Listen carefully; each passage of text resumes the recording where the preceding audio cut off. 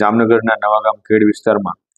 બનેલા એક બનાવ મુજબ જે ફરિયાદી છે એની એક દુકાન ત્યાં આવેલી હતી અને જે દુકાનમાં પોતે માલ સામાન લેવા માટે બજાર ગયેલા હોય ત્યારે તેમની સગીર વયની દીકરી જેની ઉંમર આશરે 11 વર્ષ ને 7 મહિના જેટલી છે તે વેપાર ધંધો કરવા માટે ત્યાં બેસાડેલી હોય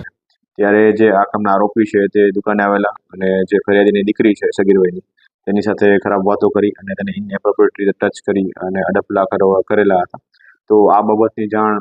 ફરિયાદીને થતાં તેના દ્વારા Jamnagar city B division police સ્ટેશનમાં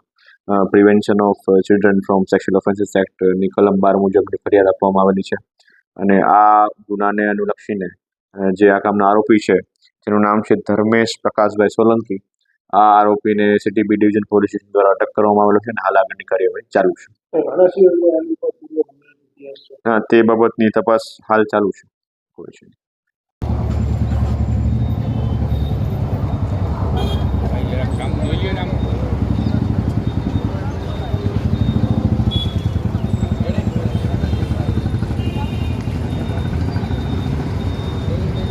હવે નીચે જોવાથી ફાયદો નથી.